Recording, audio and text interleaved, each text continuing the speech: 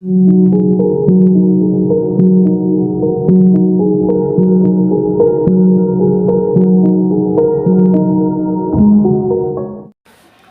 के एनालिसिस में काफ़ी लेट हो गया है, डेफिनेटली हम ये जानते हैं, लेकिन हुआ क्या कि जब नामीबिया माफ कीजिएगा, जब पीएनजी चेस कर रहा था और 110-15 पे या 20 पे करीब करीब 4 विकेट हो गए थे और ऐसा लग रहा था कि शायद मैच जो है वो अभी लंबा जाएगा, क्योंकि अभी 50 ओवर का मैच तो लंबा जाएगा, हमें लगा चलिए लंबा जाएगा। और दूसरी तरफ यूएसए जो है वो 65 करीब के आसपास 3 विकेट उनके हो गए थे। तो उसके बाद कहीं ना कहीं हमने सोचा कि चलिए थोड़ा सा इससे रेस्ट लिया जाए, क्योंकि लगातार रिकॉर्ड्स हमने डाले हैं, आपने देखा होगा नामीबिया की इनिंग में, और बहुत सारे रिकॉर्ड्स थे जो आपने सब देखे होंगे, या नहीं देखे तो एक बार जरूर देखिए। उसके बाद कहीं ना कहीं कुछ वर्क था जो हमें करना था, बहुत अर्जेंट था, तो हमने वहां से थोड़ा सा कट ऑफ लिया और उसके बाद जब वापस आए और ये सब चीजों पे गौर किया तो नजारा जो था बिल्कुल हैरान करने वाला था।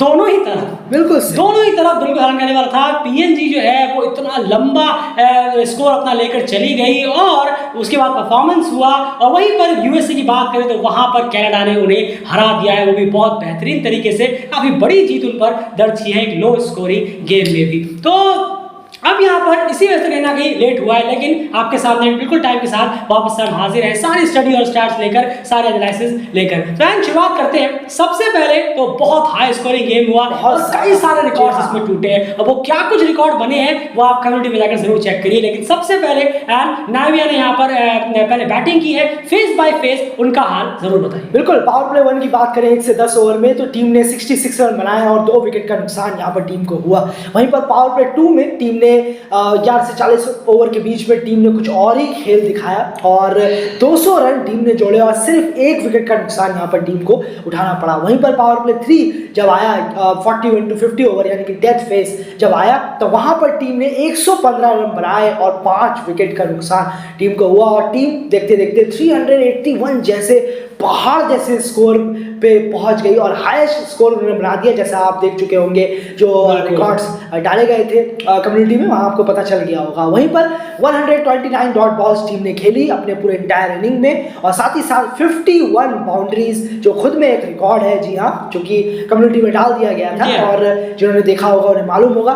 51 बाउंड्रीज के साथ यहाँ पर टीम ने फिनिश किया पहली पारी में 381 फॉर 8। बिल्कुल। तो उसके बाद अब यहाँ पर अगर नामीबिया के वैगन व्हील के बारे में देखें कि नामीबिया ने जो है रन्स किस तरफ सबसे ज्यादा किए हैं, तो अगर आप समझा पाए कि यहाँ पर अगर आप देखेंगे तो जो उन्होंने 381 रन जो यहाँ पर किए गए हैं उनमें एक्स्ट्रास को अगर आप हटा देंगे तो 140 रन करीब करीब ऑफ साइड में लगाए हैं, 36 चौके 15 सिक्सेस जैसे हमने हमको बताया, और 218 रन उन्होंने ऑन साइड की तरफ यहाँ पर लगाए हैं, जी हाँ, लेग साइड की तरफ लगाए गए हैं। और ज्यादा ब्रेक इसे करना हुआ है तो आप किस तरह से समझाना चाहेंगे कि स्कोर्स आखिर नामीबिया ने किस किस तरफ किए हैं पूरे ग्राउंड पे? जरूर देखिए, अगर आप देखेंगे तो कवर एरिया में यहाँ पर हाफ सेंचुरी बना दी नामीबिया के बैट्समैन ने, वहीं पर square leg, deep square leg और डीप मिड विकेट के एरिया में अगर आप देखेंगे तो वहां पर सबसे ज्यादा रन्स किए, 91 रन वहां पर टीम ने जोड़े हैं। साथ ही साथ लॉन्ग ऑन और मिड ऑन की तरफ भी काफी रन्स टीम ने देखे हैं, 59 रन टीम ने वहां बटोरे, और तो पूरा एरिया कवर किया है। अगर आप देखिए बाय द वे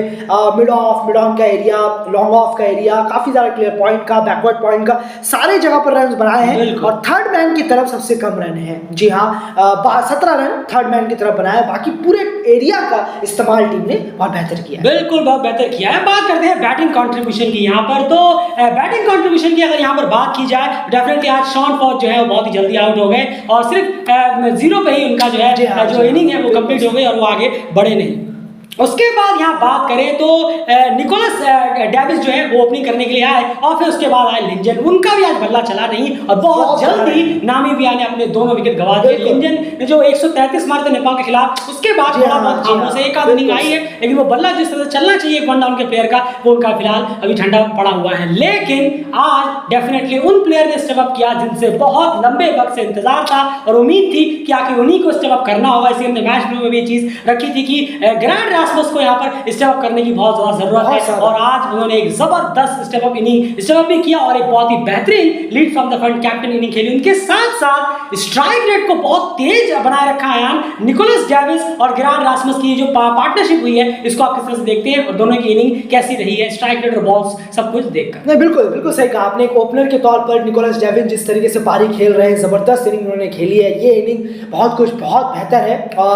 विकेट जरूर काफी ज्यादा बैटिंग फ्रेंडली फ्रेंडली विकेट था, ये कहना होगा जी हाँ, काफी बैटिंग फ्रेंडली विकेट था जो नजर आया हमें, काफी अच्छे बल्ले पर आ रही थी बॉल, बहुत दिक्कतें पैदा नहीं कर रही थी यहाँ पर बॉलें, बहुत बेहतरीन तरीके से बल्ले पे आ रही थी, उसका फायदा बहुत उठाया और तीसरे विकेट के लिए 150 रन की पार्टनरशिप यहाँ इन दोनों ने मिलकर लगा दी। अगर हम बात करें गेरार्ड रासमस और स्ट्राइक रेट को जो मेंटेन किया है, जबरदस्त तरीके से बाउंड्रीज लगाई है, हर कोने में उन्होंने बाउंड्रीज लगाई है, बेहतरीन पैरों का इस्तेमाल भी किया, बहुत अच्छा बॉलों तक पहुंचे, काफी अच्छा। निकोलस डेविन की हम बात कर रहे हैं यहाँ पर, क्योंकि उन्होंने बेहतरीन इनिंग ये खेली है, हाईएस्ट स्कोर रहा उनका आज उन्होंने बनाया 90 रन का।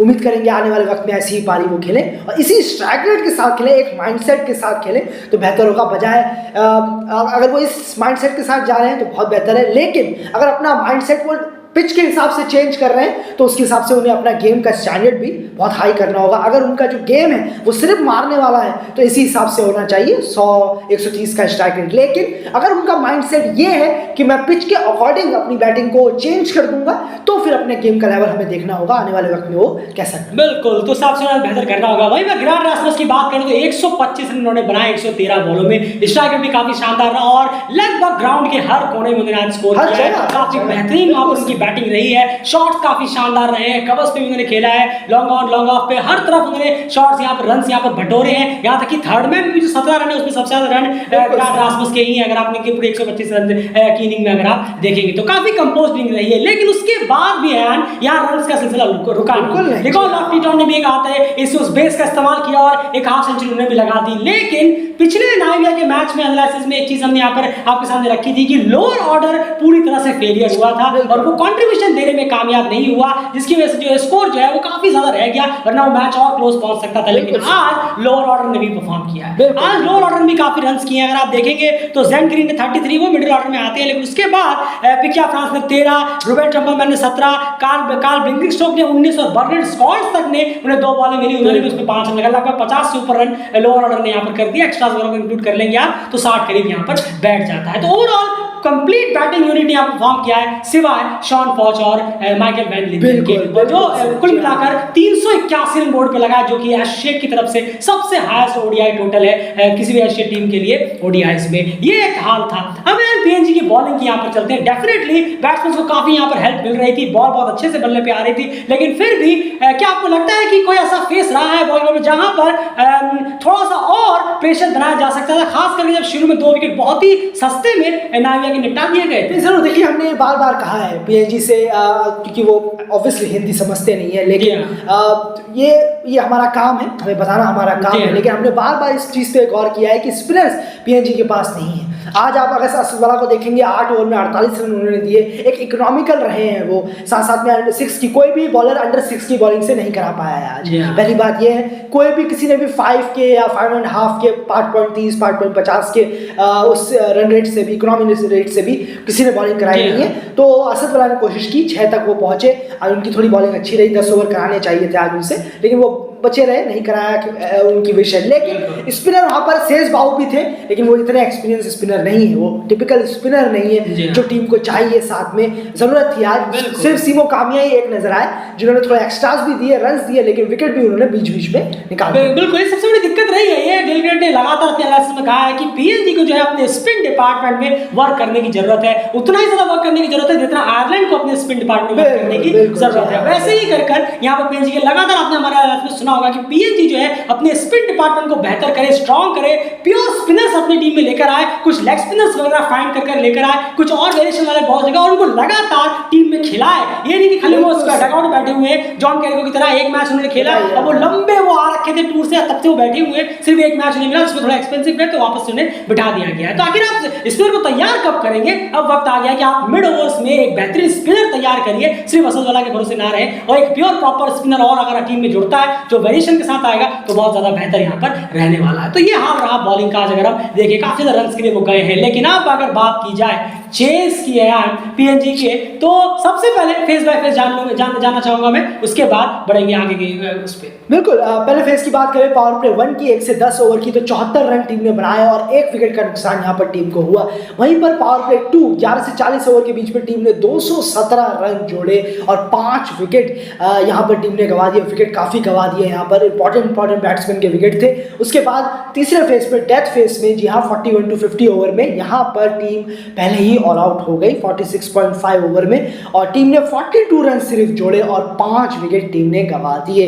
बहुत खराब खेली है, बात जरूर करेंगे। और 141 डॉट बॉल टीम ने यहाँ पर पीएनजी ने टोटल खेले अपने इन ओवर्स में से और साथ ही साथ 41 बाउंड्रीज उन्होंने लगाई। बिल्कुल, तो ये हाल रहा फेस बाय फेस का हाल। अब आपको एक चीज यहाँ पर बताएं, यहाँ पर पार्टनरशिप की अगर हम देखें तो नामीबिया के लिए जो है वो जो उनकी मेजोरिटी ऑफ पार्टनरशिप रही है बड़ी बड़ी, जिन वजहों से उनकी ये जो इनिंग है इतनी लंबी पहुंची थी।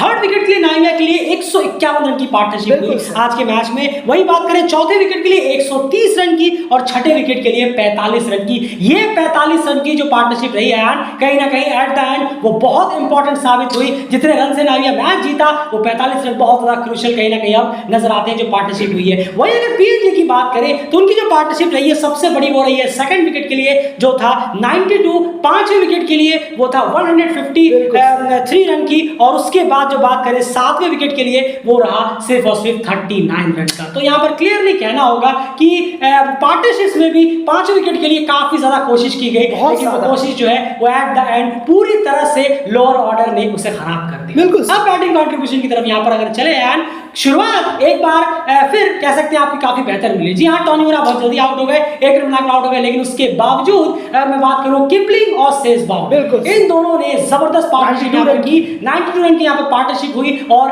बहुत तेजी से रन किए। ये इस पार्टनरशिप का सबसे प्लस पॉइंट था। एंड क्या कहेंगे दोनों की इनिंग किस तरह की रही? जरूर, अगर आप देखेंगे दोनों ने 100 के ऊपर से स्ट्राइकर से बल्लेबाजी की और चेस करते हुए वो इतनी अच्छी तरह बल्लेबाजी कर रहे थे, बेहतरीन उनकी बैटिंग चल रही थी, लेकिन विकेट जो है वो बहुत गलत टाइम पे गिरा है। वहां पर एक 92 रन की पार्टनरशिप हो गई। अगर एक वहां पर 130-40 रन की पार्टनरशिप लग जाती तो बहुत बहुत बेहतर होता, क्योंकि आने वाले वक्त में असद वला और चार्ल्स एमिनी जैसे बल्लेबाज आ रहे थे जो कि अच्छा करने वाले थे, क्योंकि उस वक्त तो पता नहीं था कि क्या होता क्या नहीं होता, लेकिन ये हमें अब पता चला है कि यह मैच खत्म हो चुका है। लेकिन वहां पर वो थोड़ी सी पार्टनरशिप और लंबी होती और हीरी भी अगर थोड़ा सा और कंट्रीब्यूट कर पाते अपनी तरफ से तो बात कुछ और होती, लेकिन इन दोनों ने शुरुआत में बहुत बेहतरीन कोशिश की। जी हाँ, तो ये सबसे बड़ा फैक्टर हो जाता है। अब आपके सामने हम एक चीज और रखते हैं, आपको बहुत पिछले एनालिसिस में हमने आपके सामने एक चीज कही थी कि पीएनजी के लिए एक बहुत इंपॉर्टेंट फैक्टर ये हो जाता है कि उनके ओपनिंग में से कोई एक वन डाउन और थर्ड डाउन यहाँ पर चलना बहुत ज्यादा जरूरी हो जाता है। ये आप में से बहुत लोगों ने सुना होगा और अभी तक जो एनालिसिस सुनते आ रहे हैं उन्होंने बहुत गौर से सुना होगा, तो वही जानते होंगे। हमने हमेशा कहा है पीएनजी के लिए ओपनिंग में से कोई एक वन डाउन और थर्ड डाउन ये चलना ज्यादा जरूरी है। बाकी कोई किसी भी डाउन में चल जाए रिजल्ट जो है वो 10 में से 9 बार कहीं ना कहीं नेगेटिव ही निकलेंगे। और आज फिर से वही कहीं ना कहीं इतने रन बन गए, इतना जबरदस्त पीएनजी ने जवाब दिया, लेकिन वो मैच जरूर हार गए। आज आप देखिए ओपनिंग में से 47, चलिए कीपिंग चल गए, उसके बाद वन डाउन यहाँ पर बात करें सेजबाउम, उन्होंने भी बेहतरीन इनिंग खेल दी। उसके बाद थर्ड डाउन की हम बात करते हैं और थर्ड डाउन में हिरी आए, उन्होंने रन कितने किए? 9। बस मामला ये खराब हो गया। बस यही बाकी टीमों के लिए हम हमेशा यही कहते हैं, बाकी टीमों के लिए आप मत सोचिए, हम सिर्फ पीएनजी के बारे में सोचें। जितना हमने पीएनजी के लाइनअप को स्टडी किया है उससे पता चलता है कि उनका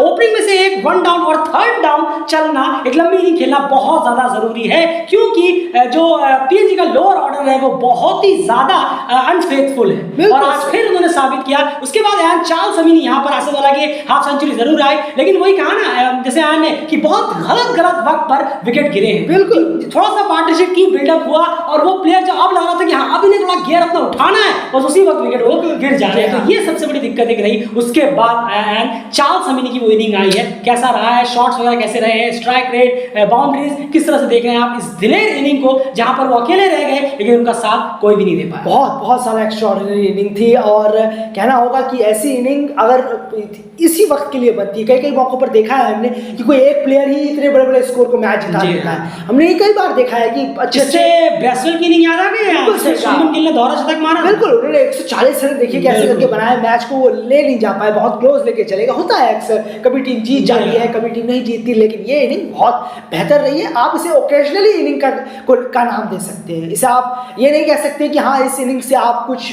बहुत ज्यादा गेन कर रहे हैं या नहीं, उनके ऊपर है वो अब, लेकिन टाइम काफी चला गया है। जी हाँ, ये बात सॉरी टू से, पर 4-5 साल हो गए आज यहाँ पर आए हुए, माफ कीजिएगा 4 साल हो गए यहाँ पर आए हुए, अब तक लर्न नहीं किया, तो ये लर्न वाला लैंग्वेज डेली क्रिकेट यूज नहीं करेगा यहाँ पर कि अभी आप सीखेंगे, ये करेंगे, वो करेंगे, क्योंकि आप तो 4 साल से लगातार खेल रहे हैं। उससे पहले से है, सॉरी, उनके उससे पहले से हैं आप। तो 109 रन इनिंग, ये डेली क्रिकेट डायरेक्ट बोल रहा है, ये ओकेशनली इनिंग है जो कभी कभार आ जाती है। जी हाँ, बिल्कुल ओकेशनली नहीं, लेकिन आज की डेट की बात करें तो काफी दिलेर भरी इनिंग रही है, जहां उन्होंने कोशिश जरूर की है। लेकिन सबसे बड़ी बात यही है कि अगर आप लगातार पीछे की 20 इनिंग पे जाएंगे तो क्या चार्ल्स समिति ने ऐसी इनिंग्स खेली है, शायद आपको 20 में से एक आध इनिंग ऐसी मिल जाए, लेकिन ये होने वाला है नहीं। यही सबसे बड़ी दिक्कत है। अब ओडीआई में अगर आप 20 इनिंग में एक आध इनिंग ऐसे खेलेंगे तो फिर दिक्कत की बात हो जाती है। इंडिविजुअल चार्ल्स समिति की यहाँ पर बात कर रहे हैं, ओवरऑल टीम का परफॉर्मेंस कम से कम टीम ने लड़ा वो बेहतर है। लेकिन ये एक चीज जरूर कहना चाहेंगे कि ये लड़ाई क्रिकेट वर्ल्ड कप लीग 2 में आपने क्यों नहीं दिखाया?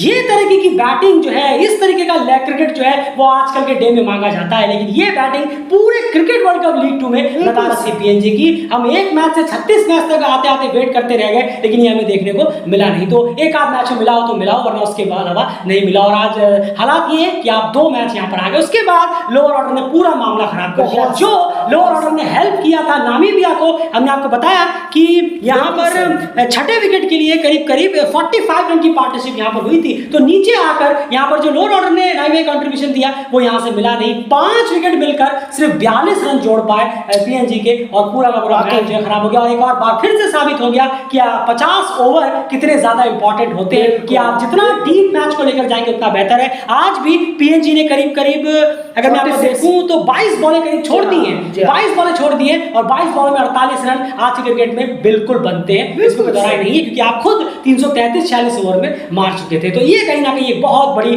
गलतियां पीएनजी से हुई है। बस यही दिक्कत है कि ये जो परफॉर्मेंस है ये क्रिकेट वर्ल्ड कप लीग 2 में निकल के नहीं आया। कहीं आते आते देर तो नहीं हो गई, ये देखा दिलचस्प हुआ, क्योंकि अब आप 2 मैच हार चुके हैं लगातार। और वहां पर दूसरी तरफ देखा जाए तो कनाडा काफी बेहतर करता हुआ नजर आ रहा है। आज उन्होंने लो स्कोरिंग डिफेंड किया, वहां पे भी एक चीज हुई है। देखिए यही चीज मैं छोटा सा एग्जांपल दे दूंगा उस मैच को जोड़कर। मैच प्रीव्यू में एक चीज हमने कही थी, डेफिनेटली हमने कहा था कि यूएसए यहां पर जीत सकता है, लेकिन अच्छा हुआ, बहुत बेहतर हुआ, क्योंकि ये टीम अगर हराएंगी नहीं तो डेफिनेटली बात है कुछ मजा कैसे बनेगा। ये प्लेऑफ कॉम्पिटिटिव तो हो कम से कम, अगर प्रेडिक्टेबल रहेगा तो मजा नहीं आएगा, अनप्रेडिक्टेबल हो तब मजा आएगा। और वहां पर मैच प्रीव्यू ने एक चीज कही कि कनाडा को कोशिश करनी होगी कि वो 50 ओवर पूरे बैटिंग करे यूएसए के सामने। जिन्होंने मैच प्रीव्यू सुना है वो जानते होंगे। और कनाडा ने पूरी कोशिश की, वो ढह गए थे लेकिन उन्होंने धीरे धीरे लेकर गए। रन रेट उनका स्लो था लेकिन उन्होंने पूरी कोशिश की, 50 ओवर खेले, सिर्फ 2 बॉलें बची थी, वो ऑल आउट हुए। लेकिन देखिए उन्होंने कम से कम बोर्ड पे इतना स्कोर लगा दिया कि उसे वो डिफेंड कर पाए। यही अगर वो 120-30 मार मुड़ के 120-30 के रन खत्म हो जाते, 40 ओवर तक मैच खत्म हो जाए, 40 ओवर तक की बैटिंग करते तो शायद यूएसए मैच जीत जाता। ये होती है इंपॉर्टेंस एक 50 ओवर गेम में, अब जीत मैच को ले जाने की,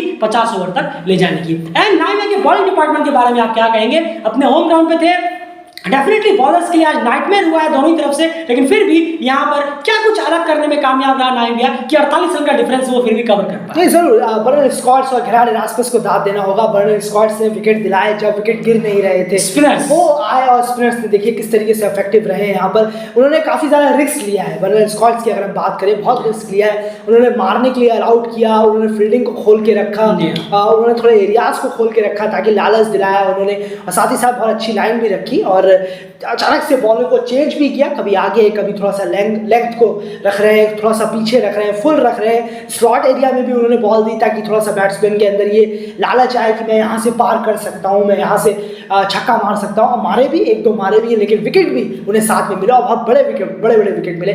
और घेराड एरास्मस ने जो आज कंट्रीब्यूट किया है वाकई शानदार कंट्रीब्यूट किया है। Example leading from the front, बिल्कुल सही कहा आपने, कमाल का आज उनकी तरफ से। अगर वो 2 विकेट नहीं निकालते तो बहुत मुश्किल हो सकता था आज नाइमिया के लिए जीत पाना, क्योंकि पेसर्स जो है वो इतने हावी नजर नहीं आ रहे। बिल्कुल, इसमें कोई दोहराई नहीं है। और विकेट भी उन्होंने कौन से लिए? असद वाला और चार्ल्स समीनी। आप खुद ही देखिए कि इन दोनों ने मिलकर कितने रन किए, लगभग 160 से ऊपर करीब रन उन्होंने साथ में मिलकर किए। और डेफिनेटली बहुत जबरदस्त एक्स्ट्रा ऑर्डिनरी एफर्ट बाकी 6 दिनों में और टीम्स के प्लेयर्स को करना होगा, वरना घेराड एरास्मस इस वक्त state player of the league के बहुत ही टॉप कंटेंडर ऑलरेडी बन चुके हैं। फिलहाल इस एनालिसिस में इतना ही। वापस से हम कहेंगे कि बहुत ज्यादा खुशी हुई कि कनाडा ने यूएसए को कम से कम हराया। हम तो ये चाहते हैं कि जर्सी भी कहीं ना कहीं 2-4 उलटफेर करे और पीएनजी भी कुछ उलटफेर करके दिखाए तो बेहतर होता है। डेफिनेटली यहाँ as a team unit PNG के बैटिंग डिपार्टमेंट में काफी बेहतर जरूर हुआ, कोशिश उन्होंने जरूर की, लेकिन हम फिर से वापस से वही कहेंगे कि ये चार्ल्स समीनी टीम की ओकेजनल इनिंग ज्यादा रही है बजाय ज्यादा तारीफ करने की, क्योंकि यही सबसे बड़ी दिक्कत है कि ये इनिंग क्या पिछले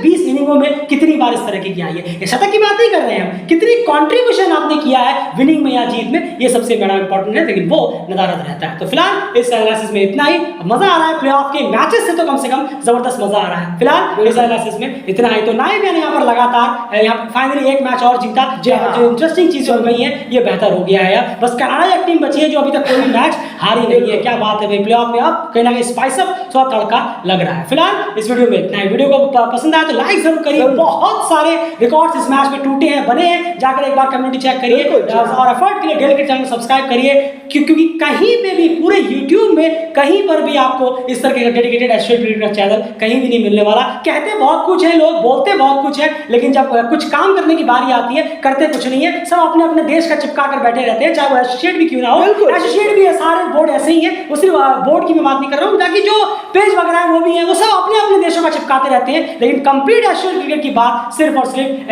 इतनी डीपली इस तरह से, ऐसे नहीं कि कुछ हुआ बस डाल दिया तो हो गया, इस इतनी डीपली तरह सिर्फ और सिर्फ डेली क्रिकेट में आपको मिलेगा और कहीं नहीं मिलने वाला। इतना एफर्ट करने लगातार आपके सामने करते रहते हैं। एफर्ट के लिए चैनल को लाइक करिए, सब्सक्राइब करिए और बने रहिए डेली क्रिकेट चैनल के साथ। बाय।